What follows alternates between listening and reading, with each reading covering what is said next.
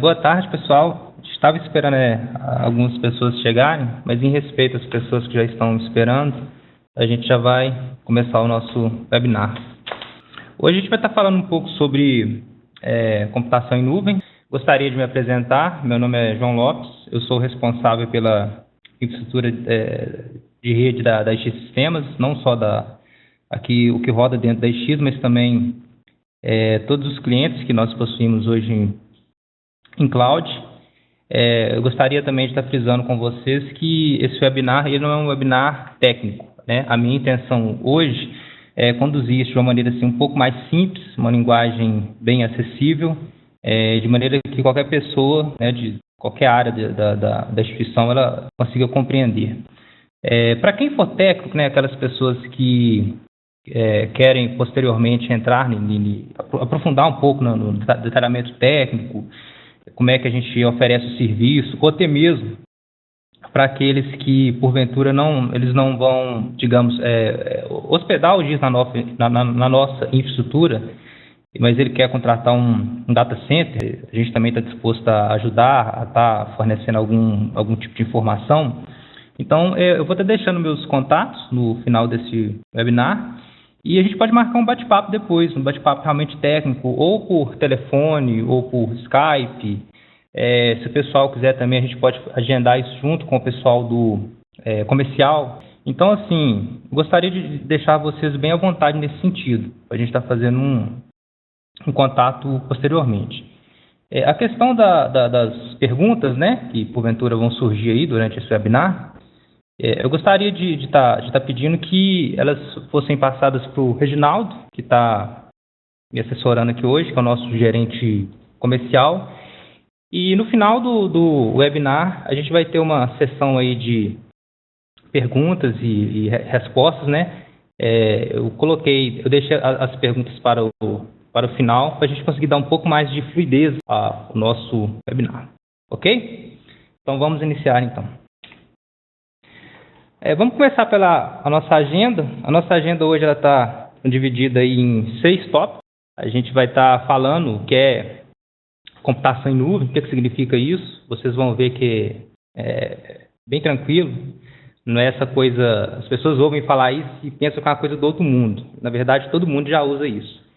A gente vai estar dizendo também quais são os problemas resolvidos, como que a computação em nuvem, como é que ela surge, o que ela vem a resolver, as vantagens da computação em nuvem, a origem da demanda aqui na X. Eu vou estar contando um pouco da história, o que aconteceu aqui na X que nos levou a estar oferecendo esse tipo de serviço. Vou estar falando também as vantagens de você se hospedar o GIS, ou para quem utiliza Atenas, WebGIS, ou até mesmo o site. Qual que é a vantagem de se hospedar na X? O que a gente vai ter de diferencial no mercado? E no final vou estar fazendo uma pequena demonstração. Vou estar mostrando o GIS rodando no ambiente nuvem aqui na minha máquina, para não ficar aquela coisa assim, digamos, vaga, né? A gente ouve, mas e aí? Como que funciona? Então vou estar passando isso no final. Ok. Computação em nuvem, né? O que é? Eu vou contar aqui uma breve história. Eu sou da área de redes, eu me formei em redes em 2009. E desde quando se iniciou a questão da internet, quando a parte de engenharia, quando você ia fazer um diagrama de rede, então você usava para simbolizar aquilo que estava na internet, você usava um símbolo de uma nuvem. De maneira que, na sua parte do diagrama, aquilo que era servidor, que era estação, que estava fora da nuvem, aquilo que está dentro da empresa. E aquilo que estava dentro da nuvem é aquilo que roda na internet. Então, a questão da nuvem nada mais é que a internet, significa a computação na internet. Nós ouvimos pessoas dizerem assim, a minha empresa a gente não usa nenhum serviço de computação em nuvem. A minha empresa, tudo aqui roda internamente. E eu costumo dizer o seguinte, olha, hoje é muito complicado uma empresa não usar serviço nenhum em nuvem, porque basicamente tudo que você está acessando fora está rodando na nuvem. Então, o seu e-mail, vamos dar um exemplo assim bem próximo, né? Bem próximo assim do dia a dia. O Facebook, né? Ele está lá na nuvem, está em um data center qualquer. Então, tipo assim, hoje em dia, todos nós estamos utilizando serviço em nuvem. A diferença é que, de um tempo para cá, digamos que a gente começou a levar para a nuvem a parte, digamos, periférica. Então, você tinha, digamos, o serviço de e-mail, que hoje em dia poucas empresas hospedam dentro, o serviço de site, mas as aplicações, digamos, como o RP, alguma aplicação de inteligência, isso ainda continua, digamos, a grande maioria das empresas continuam rodando internamente. E da mesma forma com que no passado nós vimos, nós observamos a vantagem de você pegar, por exemplo, seu serviço de site, o seu serviço de e-mail e colocar isso para rodar na internet, começou-se a observar aqui as vantagens que você tem de rodar o seu RP, a sua aplicação, também na internet. Quem for analista de redes, quem trabalhar com infraestrutura e estiver assistindo, sabe assim, a dificuldade que a gente tinha de rodar, por exemplo, servidor de e-mail naquela época, né? Quando o servidor de e-mail rodava dentro da empresa, as dificuldades que a gente tinha com lista de spam. Então, assim, o que a gente tem observado? Que gradativamente os serviços que estão dentro da empresa, por questões que depois eu vou estar explicando, provavelmente a gente vai chegar a um cenário, eu não vou aqui, né, não vou aqui querer chutar quantos anos, mas nós vamos chegar a um cenário com certeza que você vai ter tudo rodando em nuvem. Basicamente, você vai ter dentro da empresa uma estação de trabalho, talvez um firewall para você controlar o seu tráfego de internet, a questão da autenticação, mas basicamente isso aí é uma aposta, digamos, é uma tendência, né? Isso no mundo inteiro, não é só no Brasil, que realmente tudo vai estar rodando nesse ambiente de nuvem. Aqui eu vou colocar o seguinte: quais os problemas que a computação em nuvem, quando ela né, fazendo um link com essa história, o que ela veio a enfrentar? O primeiro dele, o alto custo, né, com a compra de servidores, porque na grande maioria das vezes você tem que comprar, grande maioria das vezes não, né? Isso é sempre, né? Isso realmente é uma regra. Você sempre tem que comprar um servidor superdimensionado. Então, eu costumo dizer assim, para o pessoal mais leigo conseguir compreender. Digamos que seja uma espécie, você tem uma família e aí a sua família começa a crescer, você compra um carro e digamos que a computação internamente, digamos, peguei um caso até engraçado, mas digamos que internamente seja assim, a sua família vai crescer muito, você tem que comprar um ônibus, mas no momento você só tem 2 filhos. Então você vai andar com ônibus, você vai ter gasto, por quê? Porque depois você não vai poder trocar de carro. Então a questão dos servidores é isso, muitas das vezes a gente começa a trabalhar, a gente tem que adquirir um servidor e a gente é obrigado a pensar no servidor para 5 anos, porque a gente não pode comprar um servidor hoje e daqui a 1 ano chegar na nossa diretoria e falar, olha, o servidor não atende mais, o servidor não tem mais processamento, não tem mais memória. Então, como a gente não pode fazer isso, a gente sempre tem que comprar um equipamento pensando em 5, às vezes 7 anos, 4 anos na frente. Primeiro que é muito difícil acertar. Mesmo se você acertar, você vai ter desperdício de dinheiro. Porque, veja bem, e o tempo que você vai estar rodando com ele ocioso, né? A comparação que eu fiz do carro. E o tempo que você vai estar andando com ônibus com 2 pessoas. Então, você vai ter desperdício de dinheiro. O segundo, assim, dificilmente você acerta, porque hoje a tecnologia ela é muito dinâmica. Você tem vários outros problemas externos, você tem a questão da concorrência, você tem a questão de legislação, que de uma hora para outra pode vir aí uma nova portaria do MEC, você tem que implantar alguma funcionalidade extra. Então, assim, é praticamente impossível conseguir adivinhar. E mesmo se conseguisse, a gente tem um alto custo. A questão da segurança que eu estou colocando aqui, eu não estou me referindo, né, depois eu vou estar falando isso um pouco mais para frente também, não estou me referindo à questão da segurança lógica, a segurança de software. Digamos, o antivírus, não estou me referindo a isso. É que eu estou mais preocupado com a segurança interna. Existem várias instituições que a gente visita, que a gente conhece, que é complicado, às vezes, você ter uma sala, um espaço separado para o CPD, um lugar que seja somente dele. E mesmo quando tem, devido à questão de custo, à questão operacional, você não consegue ter, digamos, uma sala com uma segurança contra incêndio, contra invasão, né?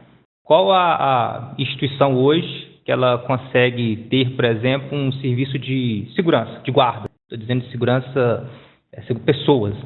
Isso realmente é muito complicado. A questão dos backups também, que é um outro problema, porque os dados eles são crescentes, e aí, quando eu coloco a questão do servidor superdimensionado, entra também um pouco a questão dos backups. Chega um momento que o volume de dados é muito grande e você não consegue hospedar isso na empresa. A complexidade do ambiente, a questão de rede, banco, autenticação, e aí entra toda essa... Às vezes você tem uma lentidão e você não sabe se a lentidão se ela vem do banco, se ela vem da rede, se ela vem da internet, se ela vem do switch. Um outro problema, que às vezes ele ocorre, é difícil de ser resolvido. Às vezes você tem o seu banco, ok, seu sistema operacional, ok, tudo bem configurado, mas tem lá no switch, que é o equipamento físico, onde você interliga os cabos, você tem um problema lá que causa lentidão. Então, isso é uma coisa que às vezes é difícil de você analisar, mas que impacta o negócio inteiro. E, consequentemente, né, se você tem esses problemas e se você despende muito seu tempo nisso, você acaba perdendo o foco com o negócio. É inevitável. A questão do alto custo com a mão de obra especializada, por quê? Porque é difícil você montar uma infraestrutura interna, é um pouco complicada a questão da energia, a questão da internet, e a dificuldade com a escalabilidade, que muitas das vezes a empresa, isso é mais ou menos o que eu disse no início, a empresa cresce, mas até ela não consegue acompanhar, por conta que os equipamentos ficam obsoletos. Então, assim, quais são as vantagens? A primeira é o custo reduzido, né? Linkando no outro slide, porque você consegue dosar isso, você consegue adquirir somente aquilo que você precisa e, posteriormente, se você precisa de mais, você adquire mais. Então, eu tenho um servidor hoje para atender a minha aplicação e esse servidor ele tem 2 processadores, né? Tem 2 núcleos. Hoje em dia, a gente basicamente trabalha só com núcleo. E suponhamos que é um mês, você tem que ter mais 2 núcleos. Então, com a questão da hospedagem em nuvem, você consegue subir isso de uma maneira muito tranquila. Para você ter uma ideia, a gente leva em torno aí, vou dar o exemplo aqui da X, o serviço que eu tenho lá fora, eu vou estar jogando até por alto. Eu costumo levar em torno de 5 minutos para mim fazer uma atualização no servidor. Então, se eu tenho uma reclamação, se o meu diretor chega para mim hoje e fala comigo assim, olha, esse serviço tal, nesse servidor tal, não está atendendo, está lento, a gente tem que melhorar isso. Ele autorizando, né, a gente está subindo, em 4 minutos eu vou lá, desligo a máquina e consigo estar fazendo esse upgrade, consigo dar mais processamento, consigo adicionar mais memória, consigo adicionar mais disco. Isso, no ambiente de nuvem, isso é muito tranquilo de ser feito. A questão do licenciamento, o legal você já adquire a sua máquina licenciada. E você, posteriormente, suponhamos que você trabalha com o Windows 2008 Server. Eu creio que a maioria deve trabalhar com ele. Mas agora nós enxergamos aí novas funcionalidades, alguma melhoria na parte de segurança. Vamos trabalhar, então, com 2012 Server. Na nuvem também é bem tranquilo de você fazer essa migração. Sem você ter que às vezes você tem um tipo de licença que você não pode dar um upgrade da licença. Outro problema também é a questão internamente, o inventário das licenças, que às vezes você tem que estar monitorando, você tem que saber onde é que está a tal licença, quando tal coisa vai vencer, e aí você tem que alocar recurso financeiro para isso. Então, isso na nuvem é extremamente simples. O acesso igualitário à tecnologia é algo assim que eu acho que é muito legal. Acho que talvez seja uma das coisas mais fantásticas que eu vejo assim na nossa área de tecnologia, porque você veja, o data center que nós trabalhamos, ele hospeda empresas, por exemplo, como Go, como Netflix. Então você consegue, no mesmo data center que hospeda, digamos, a Netflix, né, a Globo, a Gol, Submarino, você vai ter lá uma empresa que tem 10 funcionários, com a mesma plataforma, com a mesma segurança. Então, assim, eu acho que é só em tecnologia que a gente consegue isso. Você está do lado lá, você está com uma empresa de 10, de 5 pessoas, uma startup, uma pessoa, e você está num ambiente resguardado, seguro, ao lado de grandes empresas. Essa questão da segurança no data center, né? Como que isso funciona? O data center ele é monitorado 24 horas por dia, ele tem sistemas de biometria, ele tem câmera. Além disso, ele tem equipe de segurança com pessoas, com guarda armado. Ele é construído em um local estratégico. Então, quando se elabora um projeto de construção de data center, eles vão ver a questão da região, a questão essa região aqui pode ter, digamos, enchente. Então, tudo isso é levado em conta quando se constrói um data center. E é algo que as empresas, né, as instituições, por exemplo, a gente não consegue ter isso, né? É o exemplo que eu dei lá atrás. Para ficar um pouco mais fácil de vocês compreenderem isso, eu vou aqui contar uma breve história que aconteceu comigo quando eu estava na faculdade. Eu me lembro que em uma das aulas de segurança da informação, o professor ele desenhou no quadro um cenário de uma empresa e colocou um servidor lá no meio. E ele pegou e falou assim, olha, eu estou rodando esse sistema X e preciso garantir a segurança desse sistema, né? O que vocês, como formandos em tecnologia, né, e área de infraestrutura que eu formei, então pega bem isso, o que vocês me sugerem para a gente estar dando segurança para esse sistema? Então, eu lembro que a sala inteira, o pessoal, assim, todo mundo muito jovem, todo mundo muito empolgado, e até alguns, assim, aspirantes a hacker, a gente brincava lá. Então, todo mundo começou a dar ideia, faz isso, coloca firewall, coloca antivírus, todas soluções de software, soluções lógicas, né? Coloca um detector de invasão, e de maneira que aquele cenário nosso, se conseguisse colocar aquele cenário nosso na prática, em questão de software, realmente seria muito seguro. Seria quase que uma barreira quase que intransponível, de tanta solução que as pessoas inventaram, né? Eu só me perguntei na época assim, se a gente for implantar todas essas soluções, haja processamento para rodar isso tudo. E aí o professor pegou e fez a seguinte pergunta, olha, depois dessa essa mega solução que vocês criaram, que vocês fizeram esse acordo, eu faço a seguinte pergunta, quanto tempo uma pessoa leva para invadir esse sistema? Aí nós ficamos assim, aí foi no chute, né? Falava um dia, outro falava uma hora, outro falava... Porque realmente o software era muito seguro. E aí o professor pegou e falou com a gente assim, olha, é só o tempo dele chegar na instituição, conseguir passar pela porta, pegar o seu servidor, pôr debaixo do braço e ir embora. Pronto, levou o sistema todo, invadiu tudo. Então é a questão da segurança física, que pouca gente se preocupa com ela, mas eu gosto de frisar isso. Um outro caso, esse outro caso é real, uma empresa que eu presto consultoria na área de redes, na área de infraestrutura, uma transportadora, é uma transportadora que presta ter serviço para a Avon, que eu fui fazer esse serviço de consultoria e chegando lá, a gente martelou muito a questão dos backups. Houve uma melhora, houve mudança, e na segunda vez que eu fui, o administrador chegou e disse para mim assim, olha, agora está tudo tranquilo, você pode verificar, é feito no dia correto, é testado, sabe tal. E eu peguei e falei que realmente assim, está excelente, mas tem um segundo problema. E se alguém chega e leva a máquina? Então, quer dizer, seu backup está excelente, mas o backup vai embora junto. E para minha surpresa, ele falou comigo que já tinha acontecido. Porém, aconteceu na filial do Rio de Janeiro. Houve um roubo lá à noite, bandido entraram, levaram tudo. E aí, os backups do sistema que rodava lá, o sistema financeiro, estavam corretíssimos, né? Mas foi tudo embora. A outra questão, essa questão da disponibilidade, isso é muito legal também, porque assim, imagina, você já tem o custo, você já tem o ônus de comprar uma máquina superdimensionada, uma máquina que você tem que prever um crescimento, que como eu disse, é praticamente impossível. Só que imagina que, e se essa máquina queima? Suponhamos, você tem servidores Dell, por exemplo, que tem fontes redundantes, né?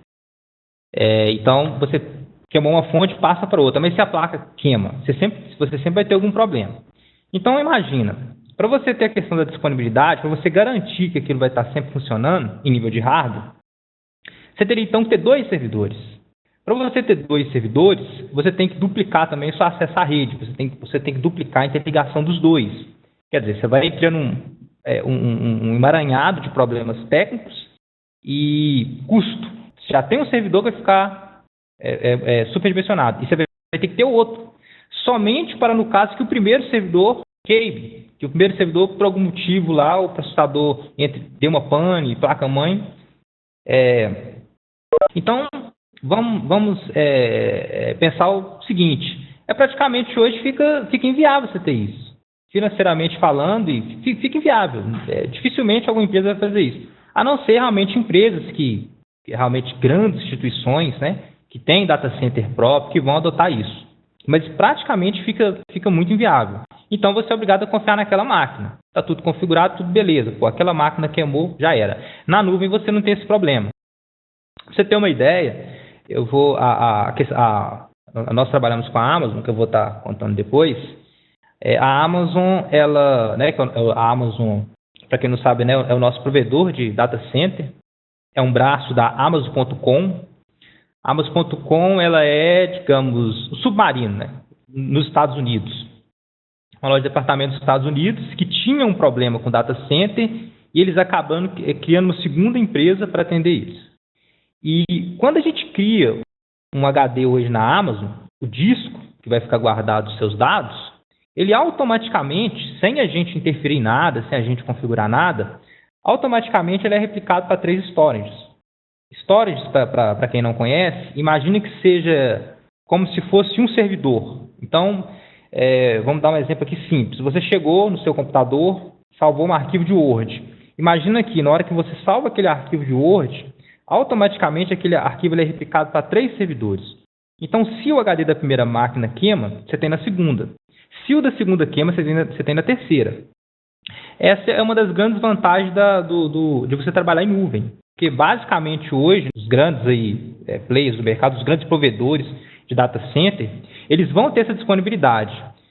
E, na grande maioria das vezes, é completamente transparente para o usuário. Você não paga mais do que isso, você não tem que entrar lá, configurar nada. Isso é o modelo padrão que eles vão oferecer. Uns vão ter redundância com 3, outros vão ter com 2.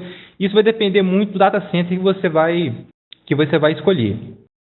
E além disso também, além dessa questão dos dados que eles são replicados, eu gosto sempre de falar da questão dos dados. Para mim é a coisa mais importante de um cliente, de uma empresa.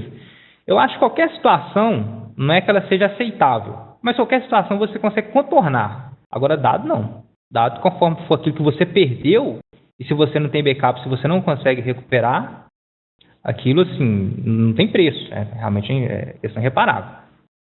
Então, além de você ter essa questão dos dados, você tem também toda uma questão de redundância da rede interna do data center, você vai ter uma redundância da internet, você vai ter uma redundância na questão da energia. Qual empresa hoje, né, que ela é capaz de ter, digamos, um gerador? As empresas que eu conheço, nenhuma delas tem. Eu só me lembro de um local que eu fiz estágio que tinha um gerador, que na verdade é área pública, né? Quando eu fiz estágio aqui na Secretaria de Estado de Fazenda de Minas Gerais. Então é o único local que eu passei que tinha um gerador.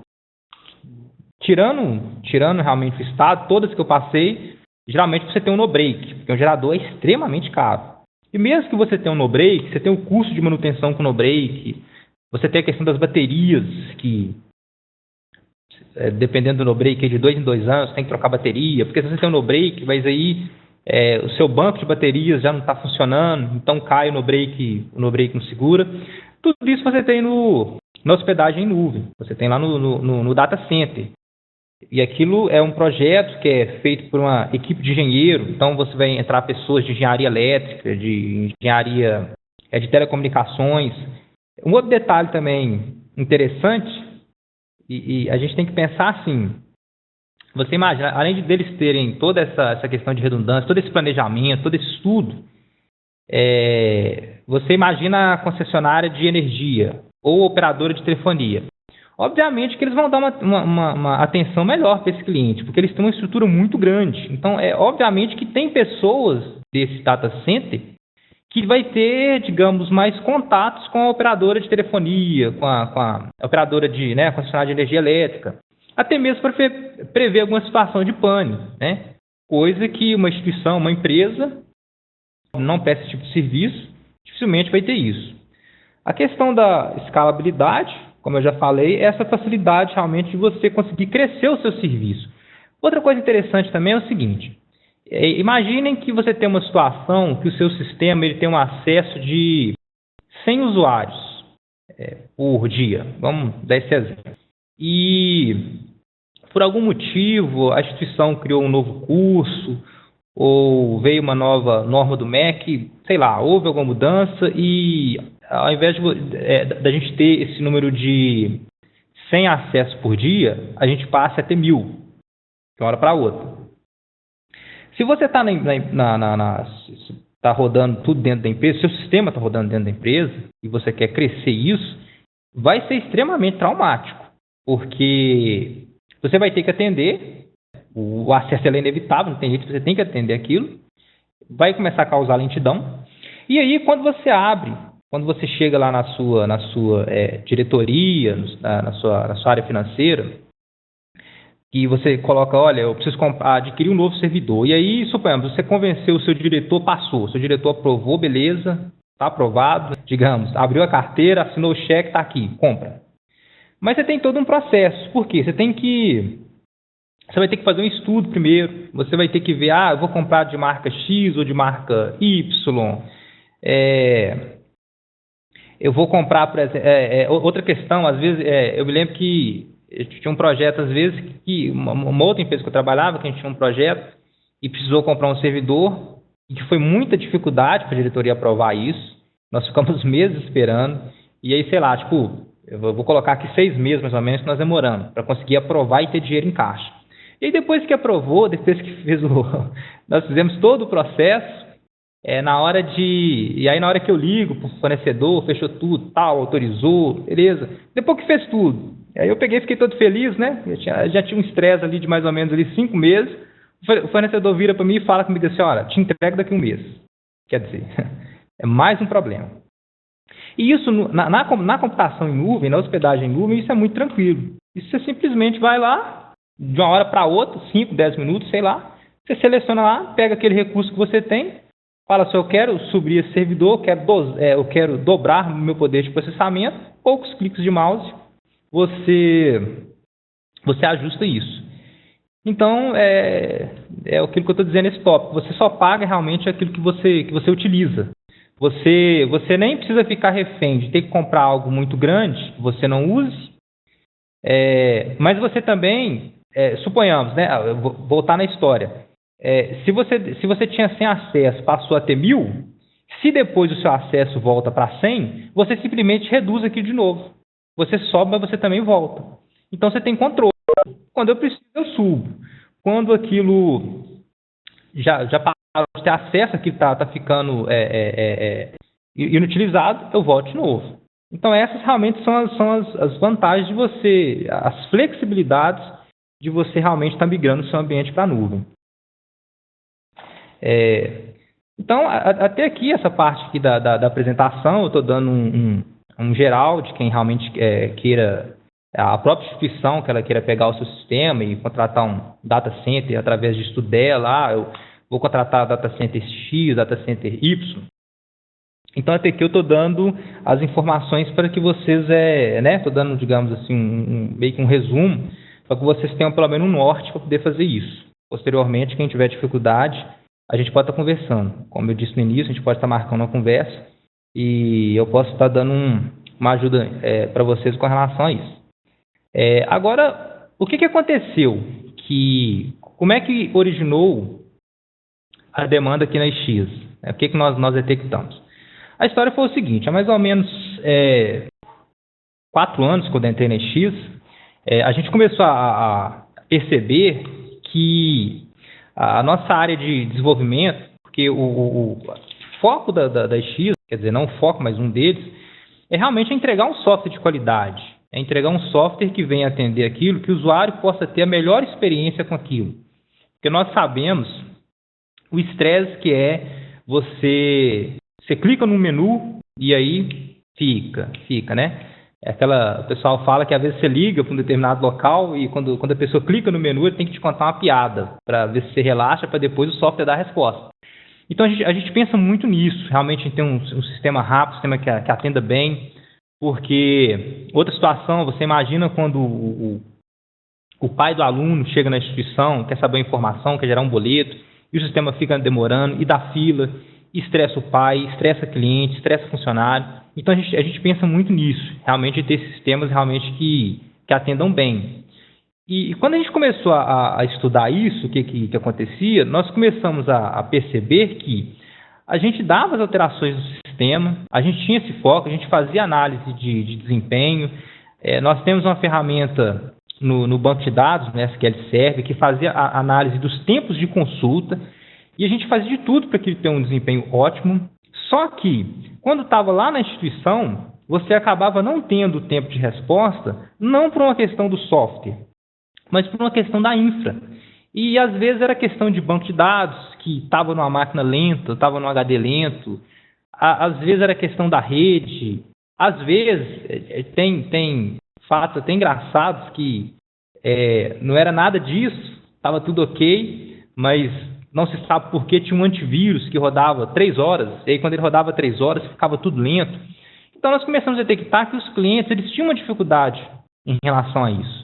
Eles tinham essa dificuldade, eles investiam, mas o negócio do cliente não é tecnologia, é educação, então eles tinham uma dificuldade com relação a isso. Então, através das nossas pesquisas, dos nossos estudos, a gente está sempre ouvindo os clientes, a preocupação que nós temos, nós detectamos isso.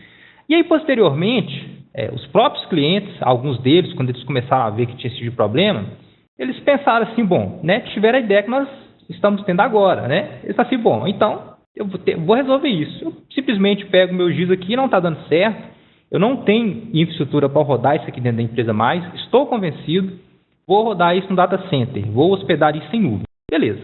Então teve cliente que começou a ir para essa linha.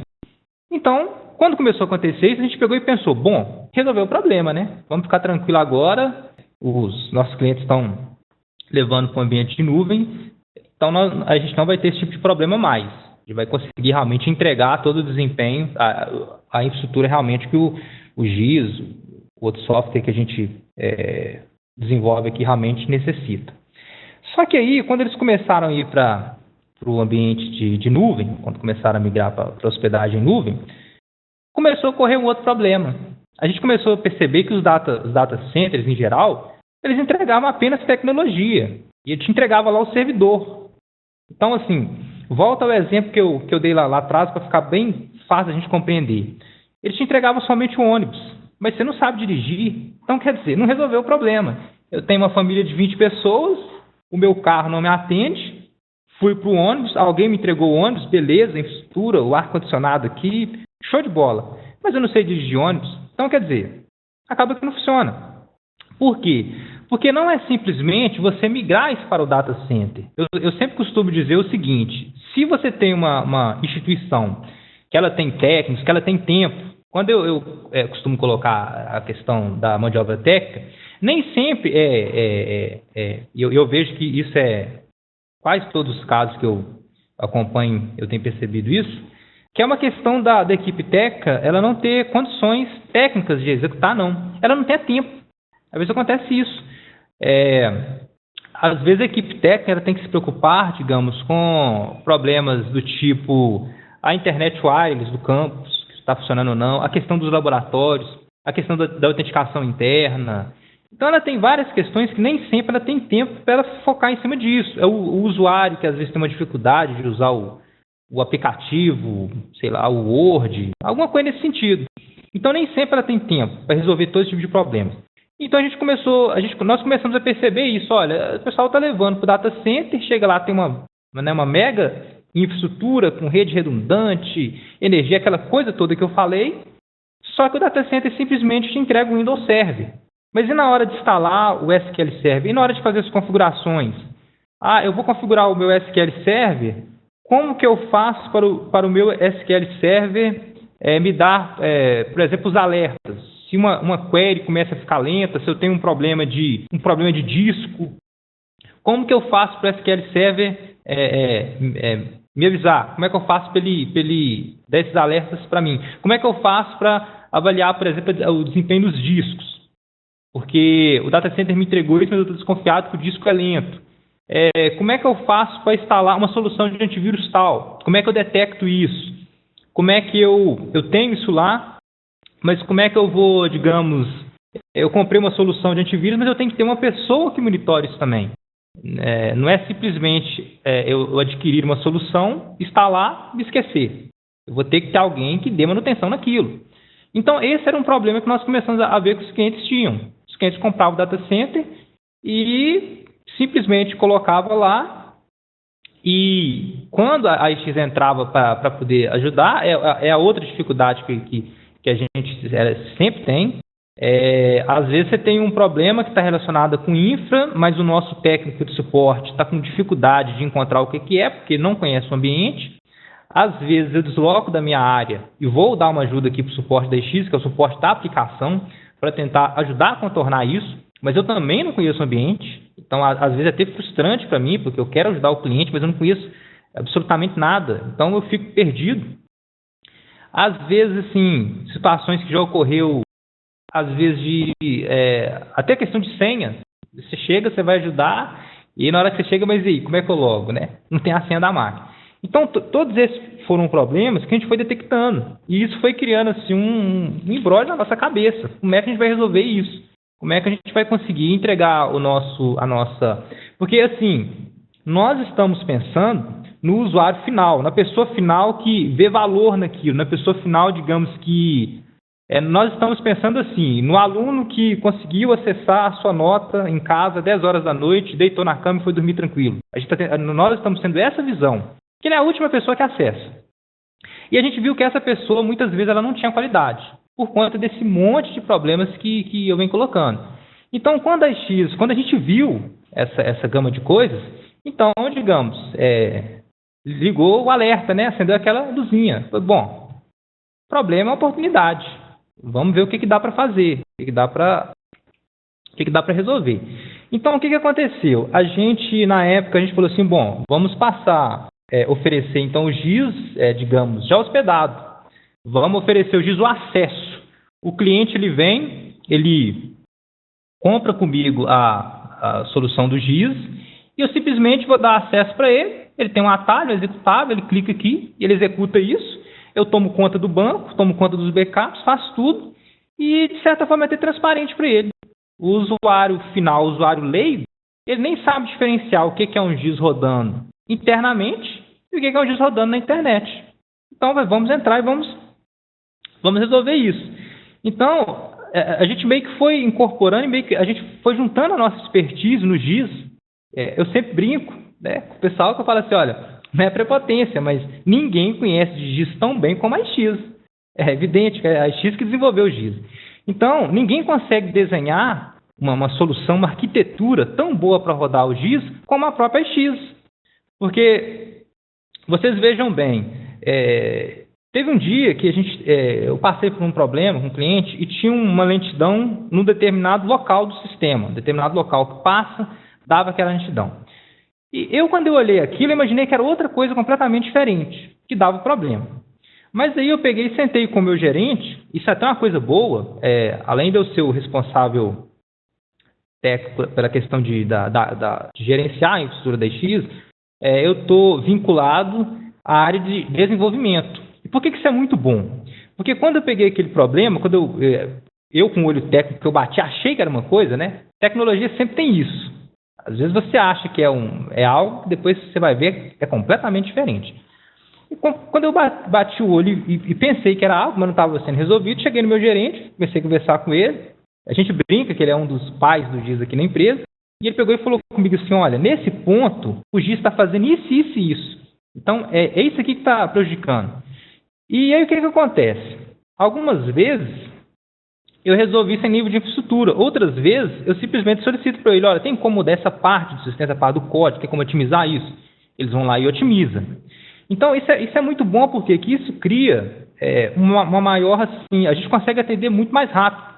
Porque você imagina, você tem o GIS da sua instituição rodando num data center qualquer, e você começou a ter um determinado problema. Aí você pega a sua TI interna da sua empresa, a sua TI tem que entrar em contato com o data center, relatar aquele problema, o pessoal vai avaliar. Aí o pessoal às vezes fica na dúvida, é aplicação, não é aplicação, é infra. Aí eles voltam para você, aí você entra em contato com a X. Vocês conseguem compreender a dimensão, a questão da comunicação, a dificuldade que nós temos? Não é nenhuma questão de, digamos, de má vontade. As equipes não querem conversar, não é isso não. É porque realmente é difícil mesmo. Você está pegando 3 empresas que estão em locais diferentes, com pessoas completamente diferentes. Às vezes a gente leva um tempo só para conseguir compreender o que a pessoa nos diz. Então, às vezes você acha que é algo e você vai em cima daquilo. E depois você vê, pô, o que a pessoa me disse é completamente diferente. Então, todos esses problemas, a gente pegou e falou, bom, vamos trazer isso para a gente, vamos tentar oferecer o GIS já hospedado, a solução completa, porque vai ficar muito mais fácil para o cliente. Eu costumo brincar com o Reginaldo, que é o nosso gerente comercial, que a gente, quando nós vendemos o GIS pronto, já hospedado, bonitinho, acesso, na verdade a gente não vende o sistema, nós vendemos noites de sono tranquila. Se vocês simplesmente tiram essa responsabilidade de vocês e colocam isso com a gente. E aí, quando nós partimos para isso, aí caiu naquela questão que eu expliquei desde o início. A IX ela não tem condição de hospedar aqui dentro. Aí nós passamos, digamos, a ser também um cliente em nuvem. Então, a gente falou, bom, eu preciso de um data center que seja confiável, porque, digamos, o cliente fechou comigo hoje, né, uma hospedagem do GIS, entreguei o GIS para ele rodando, e suponhamos que daqui uma semana o meu data center tivesse um problema, né? O meu cliente não quer saber de data center, o cliente vai falar comigo. Eu chego para ele e falo assim, o data center, sei lá, explodiu, teve um terremoto, o cliente falou, bom, não quer saber disso, me entrega o negócio rodando, é evidente. Então a gente pegou e pensou, bem, a gente tem que buscar no mercado, pode até ser um pouco mais caro, mas a gente vai ter que buscar no mercado o que há de melhor em solução de data center, o que há de mais moderno, o que há de mais seguro, porque senão a gente vai ficar numa situação difícil. A gente vai querer oferecer um nível de serviço, se o data center vier a ter problemas, a gente vai entrar em contato com eles, não vai conseguir resolver, então assim, aí eu volto lá atrás de novo, continuo sem resolver o problema. Então, quando a gente começou a fazer estudos, nós buscamos muito nas empresas brasileiras, fizemos estudo de mercado, tanto na questão de custo, como na questão de entrega de serviços, na questão de atendimento, de suporte. E depois de a gente muito estudar isso, né, nós chegamos à conclusão que realmente, assim, olha, o que tem de melhor para a gente é a Amazon. Porque o suporte é muito bom. A Amazon, para vocês terem uma ideia, hoje ela tem aí mais de 1 milhão de clientes, ela está em 190 países. Outra coisa, a Amazon ela não tem um data center só, ela tem vários data centers. Ela tem data center no Brasil, ela tem nos Estados Unidos, ela tem na Virgínia, se eu não me engano, na Califórnia, ela tem em Tóquio. Eu não vou saber aqui precisar as regiões do mundo que ela tem, mas são várias, eu creio que umas 15 mais ou menos. Então você tem data center na Europa, você tem nos Estados Unidos, você tem na América do Sul, aqui no Brasil, você tem em Tóquio, você tem na Irlanda, você tem em vários locais. Então, quando a gente olhou para isso, o próprio Gartner, que é um instituto que faz pesquisa nessa área, para ver quem realmente tem as melhores soluções, quem realmente tem disponibilidade, tem segurança, ele coloca a Amazon como aquilo que há de melhor em questão de data center. Então, nós escolhemos a Amazon, começamos a levar, montamos um ambiente, fizemos um estudo e começamos a oferecer o GIS já, digamos, hospedado, bonitinho, você simplesmente clica, faz o acesso e é completamente transparente. E aí nós ficamos muito felizes, e é isso que move a gente, é isso que dá força para prosseguir, digamos, para melhorar mais ainda o serviço, quando clientes chegavam para a gente e falavam assim, olha, eu tinha o GIS aqui na minha empresa e de vez em quando eu ia gerar, sei lá, tal relatório, e clicava aqui e era pô, era, sei lá, 5 minutos. O negócio ficava e não rodava. E agora, usando realmente no ambiente nuvem, o negócio é quase que instantâneo, né? E aí, para vocês verem que a diferença que fez para o cliente e, posteriormente, para o cliente do nosso cliente, né? Para o aluno, para o usuário final. E, assim, eu vou citar um pouco, né, a questão da nossa infraestrutura com a Amazon, a infraestrutura de ponta, como eu já disse. A questão da segurança, tem toda a segurança física, a questão do lado na Amazon, a questão dos acessos, de biometria, câmera de segurança, e toda essa questão que eu já falei. Tem também a questão lógica. Nós temos uma solução de antivírus da Kaspersky. Nós temos também a questão do Firewall na máquina, mas também temos o Firewall da própria Amazon. Nós temos uma outra ferramenta também que faz o monitoramento de acessos, que ela monitora para a gente, mas a gente checa os logs disso para ver o que está acontecendo. Então, quer dizer, eu sempre gosto de frisar isso no cliente. Nunca pense que a solução tecnológica ela resolve tudo. Você simplesmente instalou aquilo lá e vai esquecer. Porque não é assim. Realmente você tem que ter pessoas. Assim, nós não conseguimos chegar num cenário que a gente elimina pessoas. Não tem jeito. Tem que ter alguém que faça análise daquilo. Então, assim, porque às vezes você é obrigado a tomar uma solução, uma posição mais proativa. Eu me lembro de um dia eu fui fazer uma análise do acesso ao servidor web, que tem alguns sites. E aí, por incrível que pareça, quando eu cheguei na minha solução, que faz que loga para mim os países que as conexões elas eram oriundas, eu comecei a perceber que tinha mais acesso aos sites mais acesso de origem da China do que do próprio Brasil. Eu peguei e falei assim, tem uma coisa muito estranha. Como é que o meu site ele é mais acessado pelos chineses, né?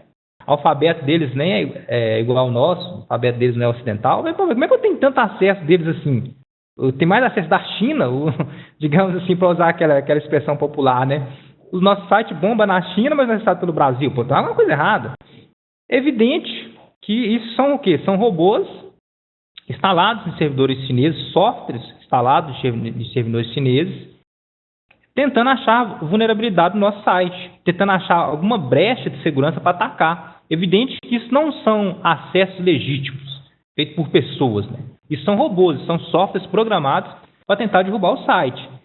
E o robô, a priori, existe um certo tipo de programação que é feita que às vezes é difícil você, na parte de tecnologia, é difícil você identificar aquilo como um robô. Por quê? Porque o acesso ele chega como legítimo. É como se fosse uma máquina uma pessoa que foi lá, pegou o URL, digitou e acessou.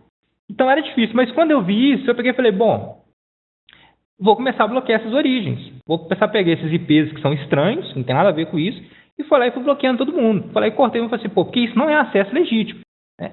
Então, assim, é uma vantagem que o cliente tem quando ele coloca isso com a gente. Por quê? Porque esse nível de segurança, de preocupação, você não vai encontrar isso no data center quando você contrata direto. Você vai ter que ter a sua equipe para gerenciar isso. Ou, em alguns casos, contratar a própria equipe do data center para gerenciar, que na grande maioria dos casos vai ser mais caro, e você cai naquele problema que eu coloquei. Essa equipe ela não conhece da aplicação, ela não conhece de GIS. Então você tem esse problema. Então a gente tem essa parte de segurança, a gente tem algo assim, uma coisa interessante que nós implantamos isso através de análise de desempenho, a questão do disco em SSD, os bancos de dados, porque, para quem não sabe, a maioria dos computadores hoje, o HD ele é magnético, o HD ele é mecânico.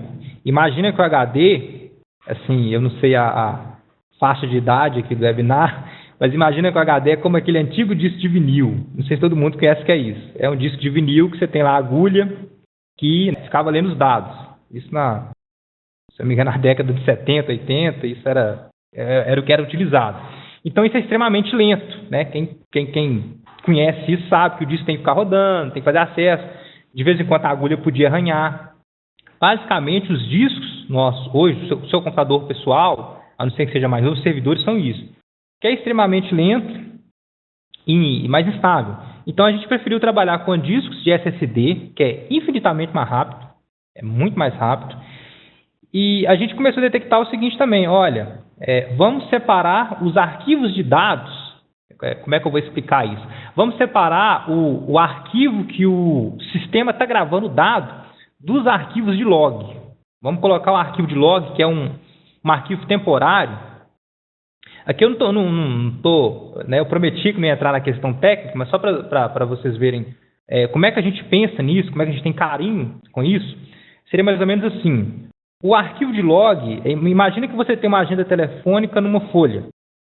E aí você tem que incluir um novo telefone. Aí você teria que ir lá na ordem alfabética e procurar até você achar o lugar. Então o que o banco de dados faz? Para ser mais rápido, ele grava isso num log, ele grava isso numa folha separada. Quando você tem uma rotina do sistema que está ocioso, ele pega da folha separada, grava no arquivo de log. Então nós percebemos que, para não ter concorrência, para o sistema ficar mais rápido ainda, nós começamos a separar arquivos de log e arquivos MDF, arquivo do próprio banco e o MDF. Então, assim, para ficar mais próximo, se você dá uma consulta no aluno, vou consultar uma matrícula, ele buscou num lugar. Se você manda dar um insert, ele grava em outro lugar. Então, só para vocês terem noção de como é que a gente trabalha, de como é que a gente sempre está de olho nessa questão de desempenho. A outra questão é a questão dos backups.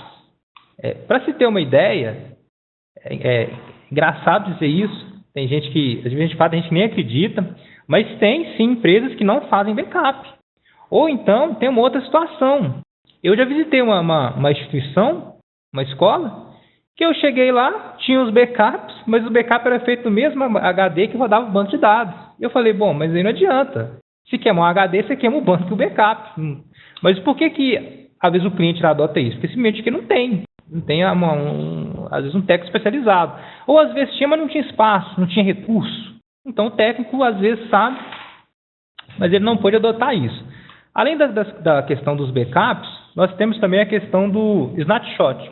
Snapshot, para vocês compreenderem, o próprio nome diz, é uma foto, é uma imagem. Digamos que seja o backup do nosso backup. Se por algum motivo, porque o backup ele também pode falhar. Isso é uma outra coisa que de vez em quando a gente vê. Às vezes você tem o backup, está sendo bem feito, está no HD externo, sei lá, o diretor levou o backup para casa, criou uma solução para tirar o backup de lá. Mas o backup nunca é testado. Aí um belo dia, tem uma pane no sistema, e a pessoa chega e fala, não, pô, mas o teu backup aqui resolveu, estou tranquilo.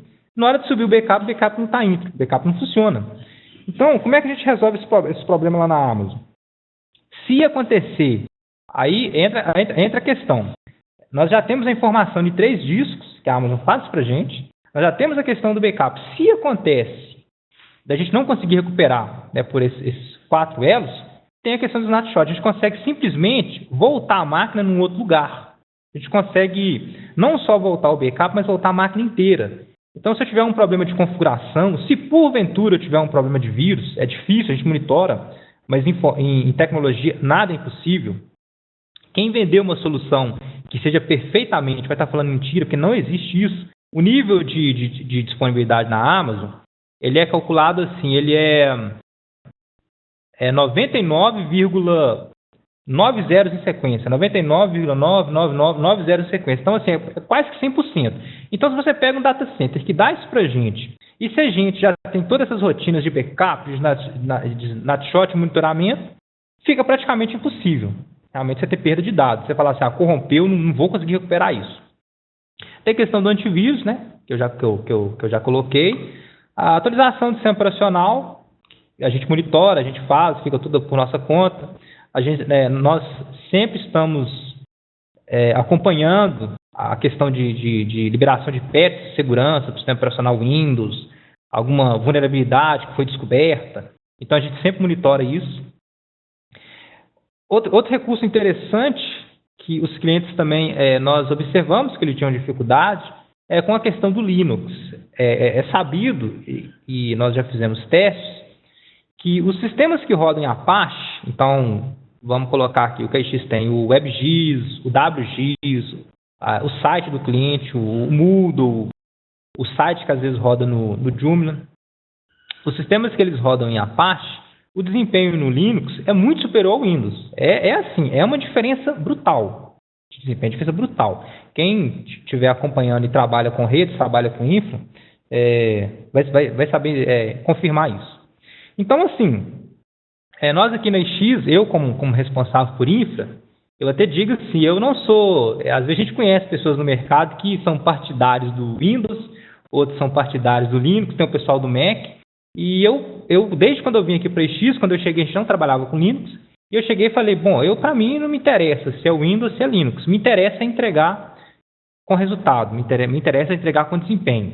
Porque o meu cliente, digamos, vamos dar um exemplo, o final lá, o aluno, quando ele entra no WebGIS, ele não sabe se aqui tem Linux, se tem Windows, não sabe, ele quer simplesmente acessar aqui, porque ele não interessa, né?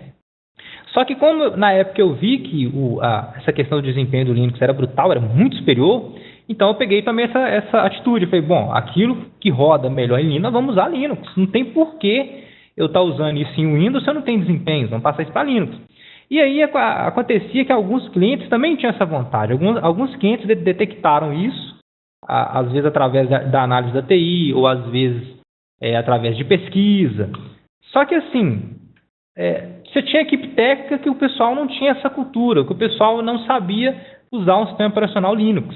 Então tinha muita dificuldade. E eu sempre coloquei assim, quando acontecia de eu conversar com algum cliente que falava comigo assim, olha, eu estou pensando em mudar isso para Linux, porque o desempenho é melhor e tal, licença. Eu sempre falava assim, olha, você sabe trabalhar com Linux? Porque eu falo assim, se não sabe, eu sugiro que não. Porque quando você tiver problema, você não vai conseguir resolver. E vai demorar muito tempo. Então, assim, é melhor a gente trabalhar com aquilo que a gente sabe. Tem sistemas, basicamente, nós temos hoje 3 sistemas operacionais. O Windows, o Linux, né, que vem do lado do Unix e tal. E você tem a questão do Mac.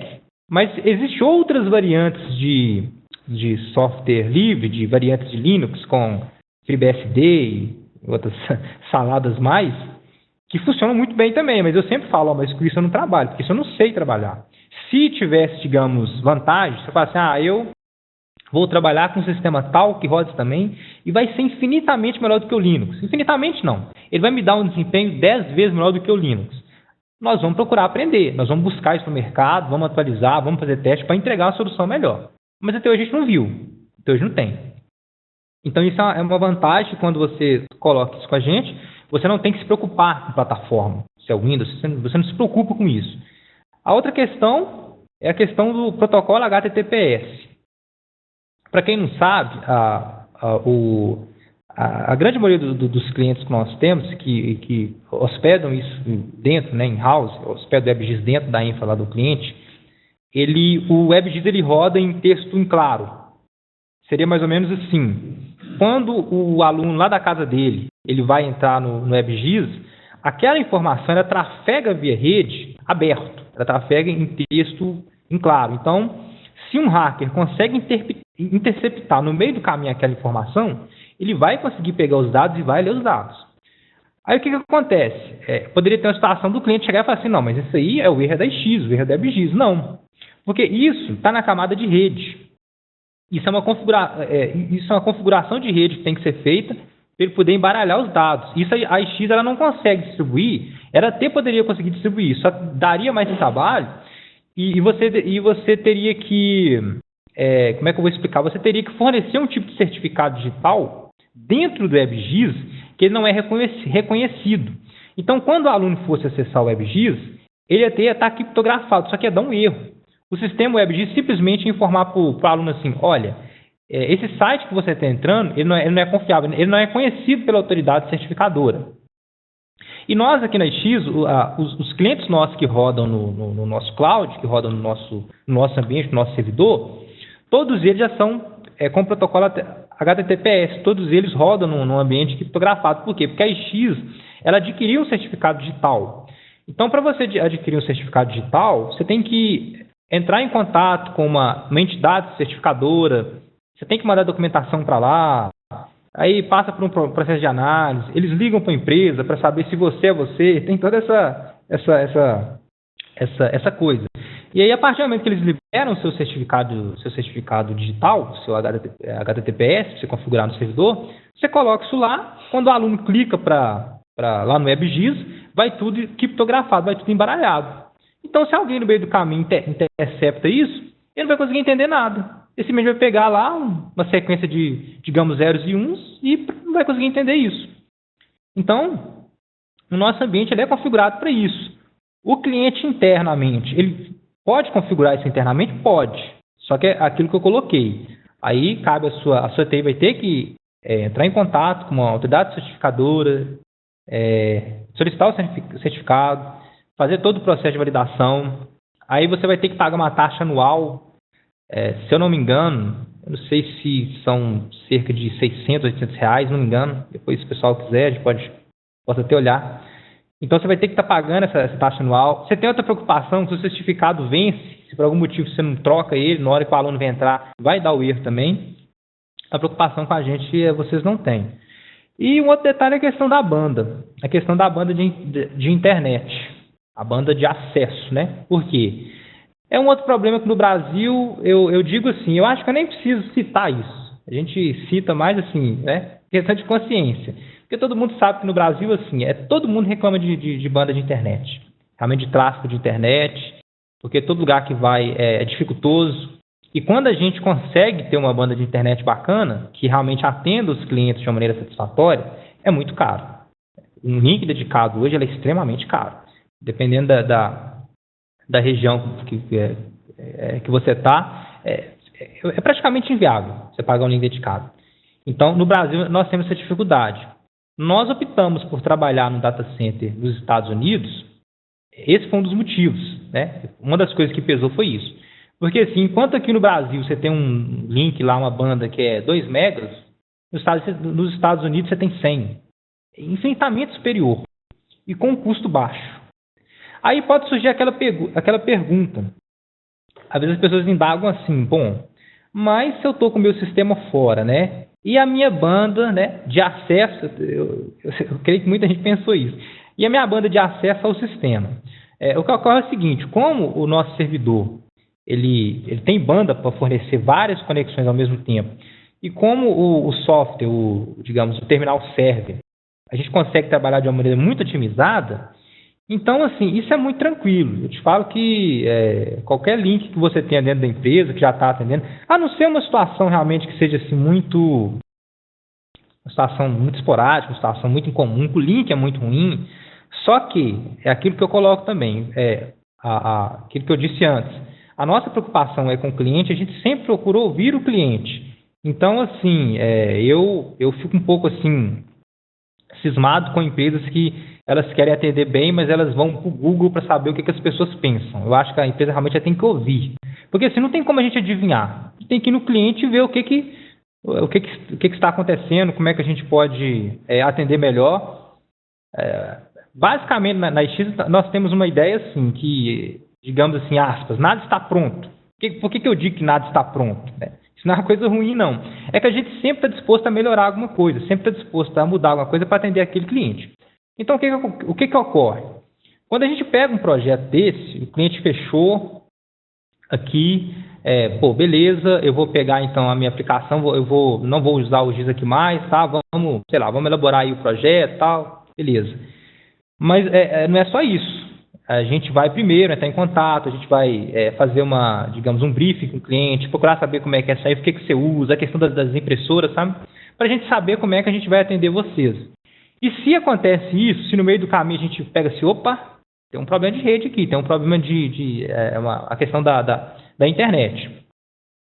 Nós vamos sugerir alguma mudança de link, alguma melhoria e tal. Mas assim, é aquilo que eu tô colocando. Regra geral, a gente não tem tido problema com isso. Porque o terminal server, o consumo dele de banda, da maneira que é configurada lá, a gente entrega somente a aplicação, é coisa, se eu não me engano, de 70K. Salvo engano, é 70, 80K. Então, assim, os testes que a gente fez 3G, é outra coisa também interessante, porque quando você trabalha em nuvem, então, digamos, o seu diretor, às vezes, ele quer acessar o GIS, ele quer ver algum relatório, alguma coisa, e hoje em dia, com esse mundo corrido, sei lá, o diretor está lá no shopping, no sábado, e quer acessar. Com o seu ambiente em nuvem, isso é tranquilo, porque já está em nuvem, já está na internet. Simplesmente ele está lá com o executável, vai lá, acessa. Ao passo que quando está dentro da empresa, você tem que publicar aquilo, tem que configurar, às vezes tem que fazer VPN. E aí, quando você cria VPN, você já começa a ter outro problema. Você fala assim, tem a VPN, e se acontece de alguém mal intencionado, consegue conectar na minha rede?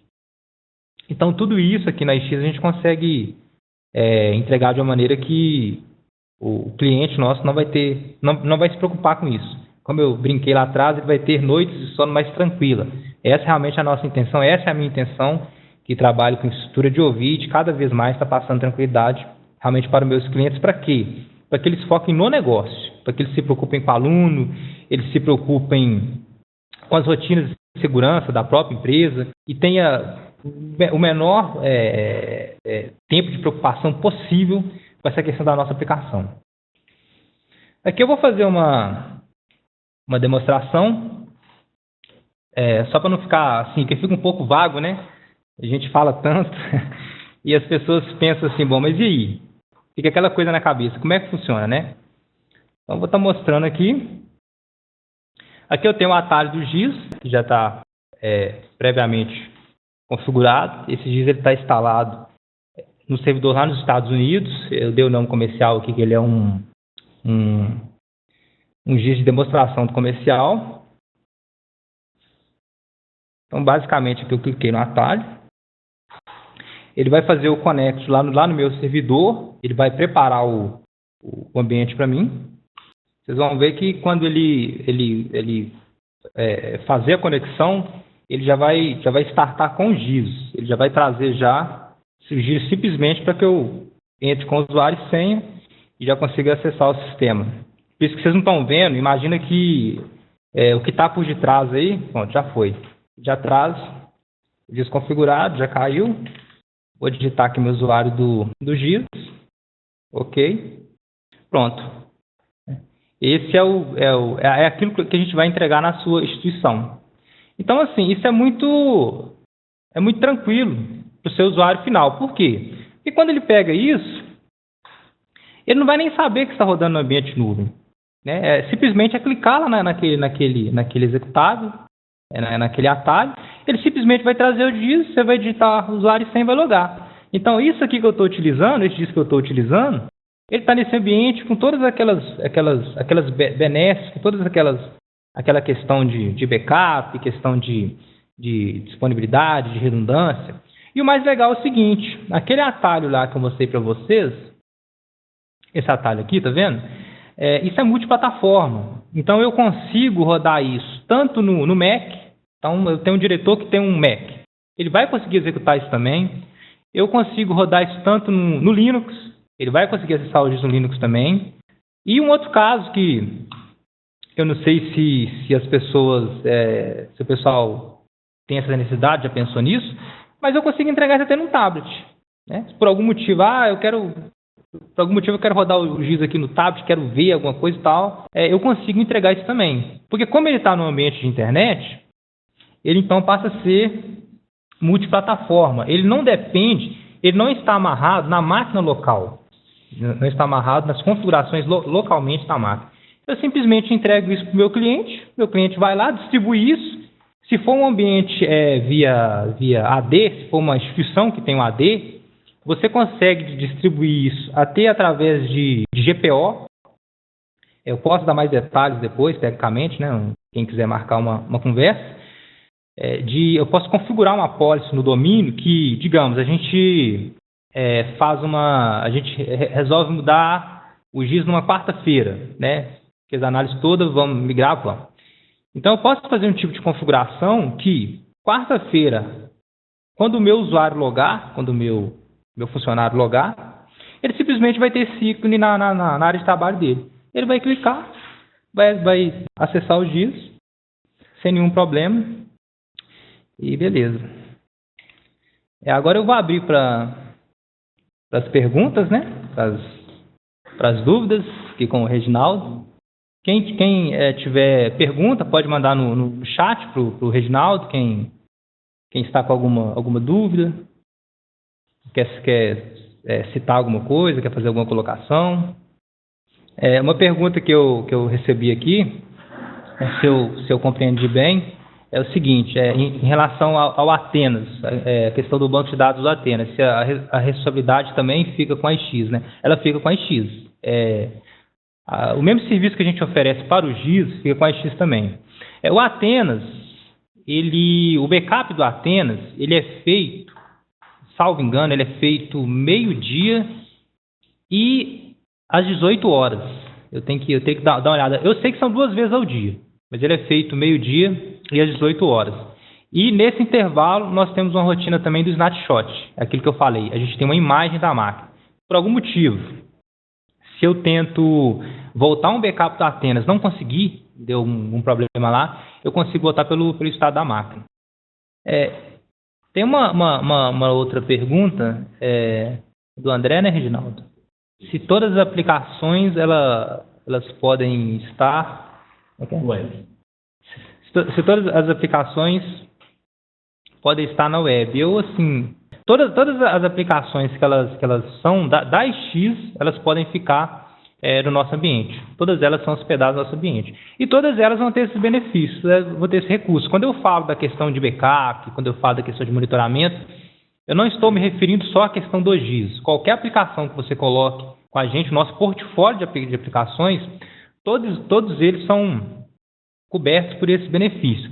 O que muda é só a questão assim a questão específica do próprio software, né? Porque o SQL trabalha com backup de um jeito, o MySQL trabalha com backup de outro jeito, então somente o que muda é isso. Um comentário aqui que o Luiz citou, que a manutenção no banco de dados também vai ficar bem mais rápido, né? Com certeza. Por quê? Porque aquilo que eu disse, a gente tem uma dificuldade quando o sistema está no cliente de conseguir compreender o ambiente. Nós temos essa dificuldade. Porque o ambiente ele não está com a gente. É difícil você entrar, você compreender, saber o que está rodando. Então, às vezes você tem questão de você tem um outro software. Eu citei o antivírus, isso aconteceu. Isso foi um caso até engraçado. Foi difícil de descobrir. O antivírus ele simplesmente rodava num determinado período e deixava tudo lento. Então tem. E com a X não tem isso. Porque a gente já vai conhecer o ambiente. E a manutenção dentro do banco de dados, agora saindo da parte de infraestrutura e indo para dentro do banco de dados, ela também é feita de maneira muito mais rápida. É muito mais fácil porque se conhece o ambiente. E outra coisa também, o banco de dados que a gente tem um nível de monitoramento que muitas das vezes o cliente não consegue ter isso. Eu vou dar um exemplo. Quando a gente optou a trabalhar com logs separados, a gente viu que o desempenho é enorme, a gente trabalha com um modelo de recuperação completo. E a gente faz uma análise, geralmente as instituições que nós visitamos, a gente tem o log ele vai crescendo automático, ele vai aumentando. E a gente tem nosso servidor uma configuração diferente, que a gente define um tamanho do arquivo de log, esse arquivo de log ele vai enchendo e de tempo em tempo no dia ele limpa de novo. O que a gente ganha com isso, quando a gente tem um arquivo de log maior, num SSD? É muito mais rápido, porque o sistema operacional ele já alocou aquele espaço que é necessário para o SQL Server rodar as transações. Então a gente viu que o desempenho é muito mais rápido. E o mais legal de tudo, aí pode entrar na cabeça de alguém assim, bom, mas você se aloca o tamanho do arquivo de dados, mas e quando esse arquivo de dados, o banco está crescendo, e quando ele começar a ficar pequeno?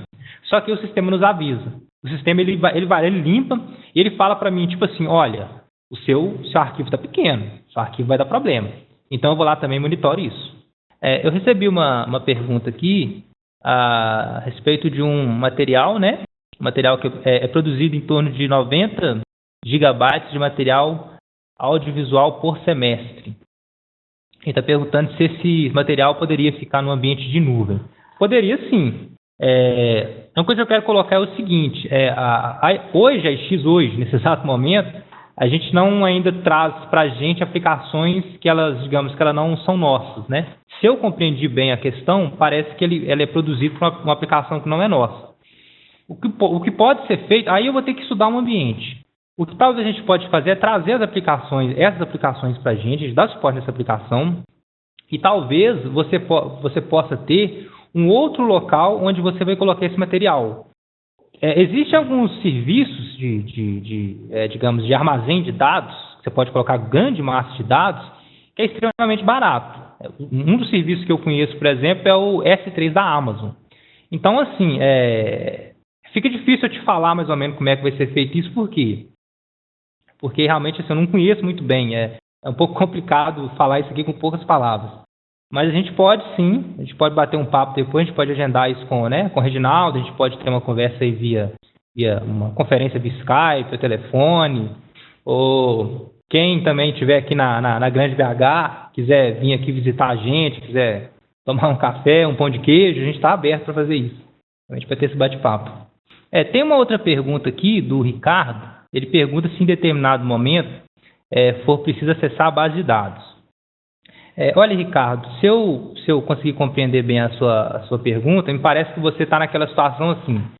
Eu quero acessar a base de dados diretamente, sem passar pelo GIS, né? Isso é possível.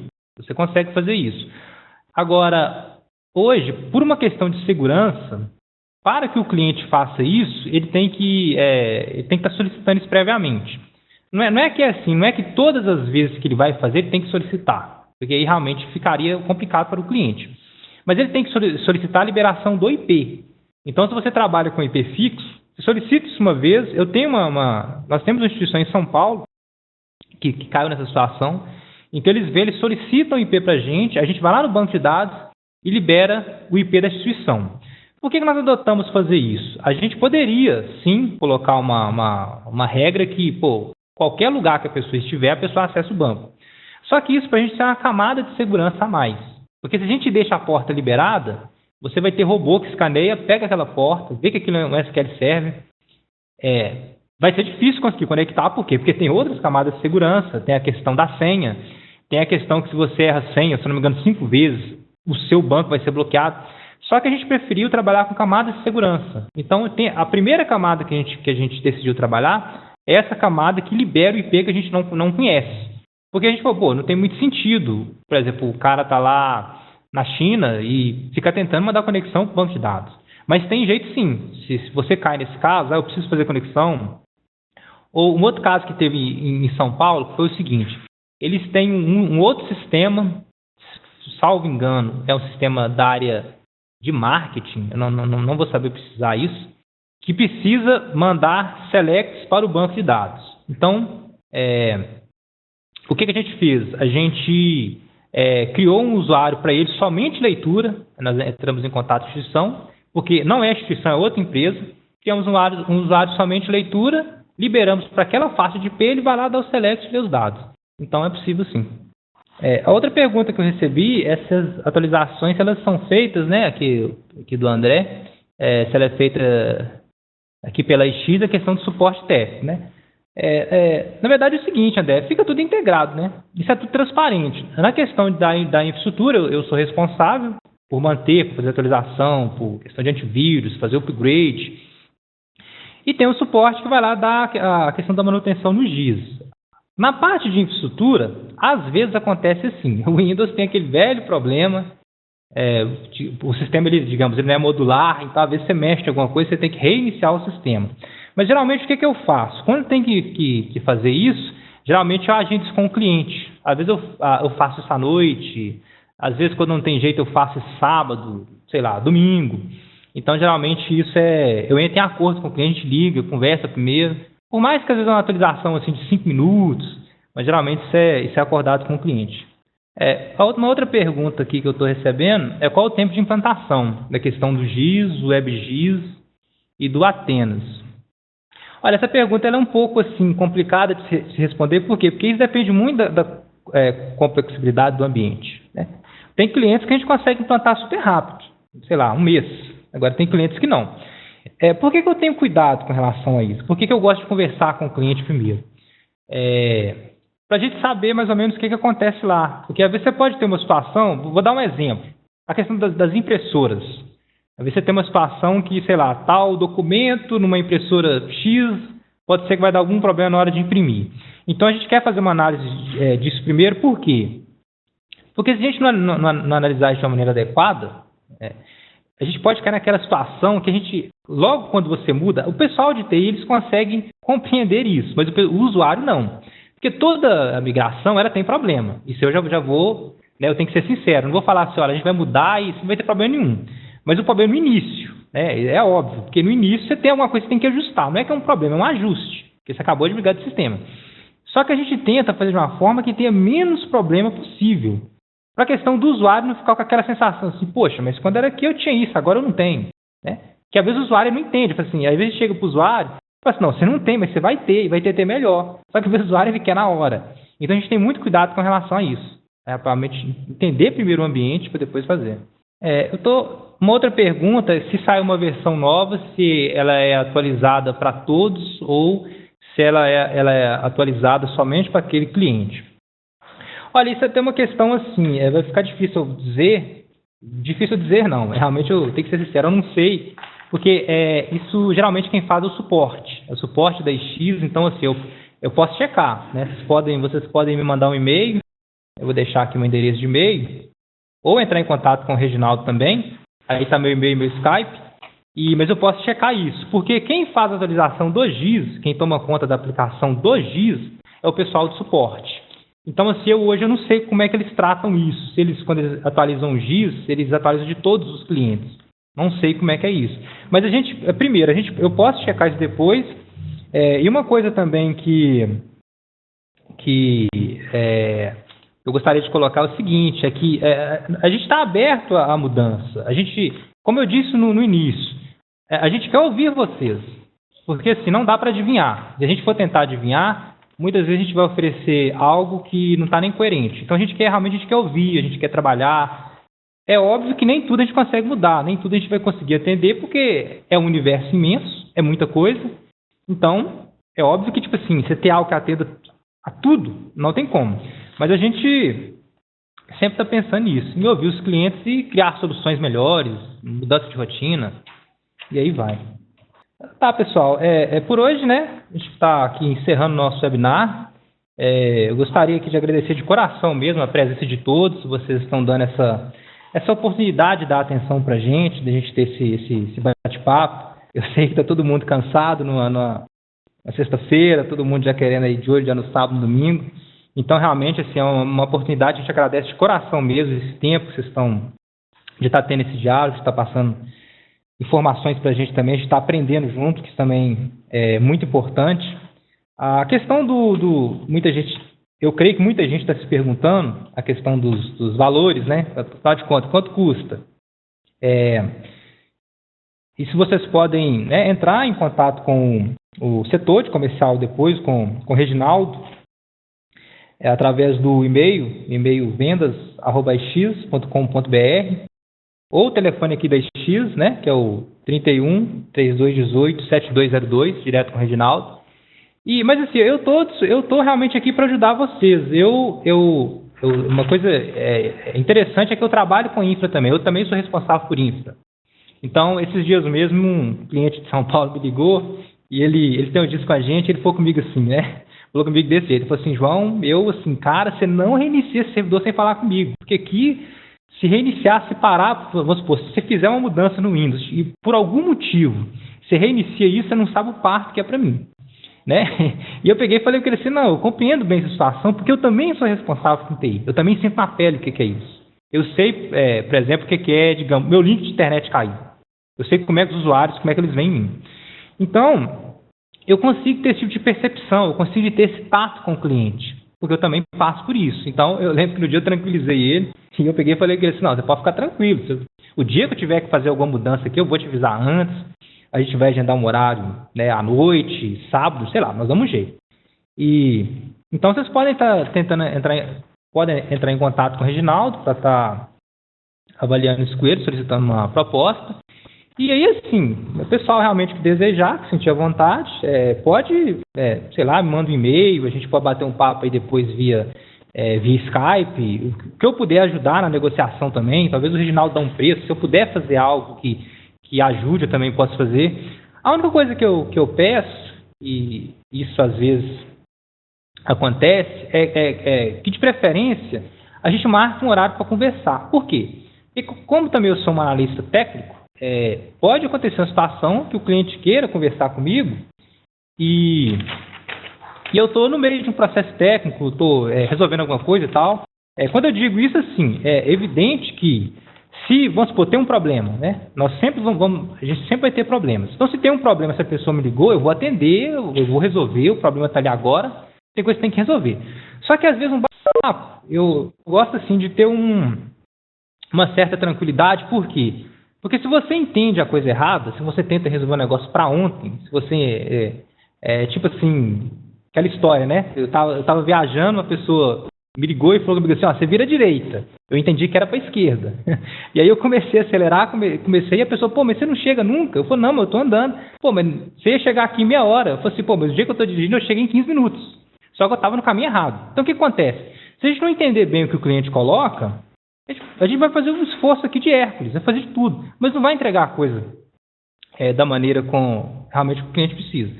Então, o que eu peço para vocês assim é que realmente a gente marque um horário para a gente conversar com mais tranquilidade, com mais tempo, para poder avaliar direitinho. Então, realmente só isso que eu coloco, porque muitas vezes a pessoa liga, né, de uma hora para outra, e nem sempre assim, a gente tem esse tempo para dar atenção, às vezes é complicado. Então, eu só realmente estou olhando com o Reginaldo, ele ficou comigo que a apresentação vai ser enviada por terça-feira, posteriormente vai ficar lá também disponível, né, nos canais nossos aí no YouTube. E realmente, mais uma vez, agradecer a presença de todos, agradecer a atenção. Conta também, né, com a colaboração de vocês também no sentido de propor novos temas. Às vezes você tem um tema que queira falar, essa Conexão AIX, ela é realizada toda sexta-feira, às 14h30.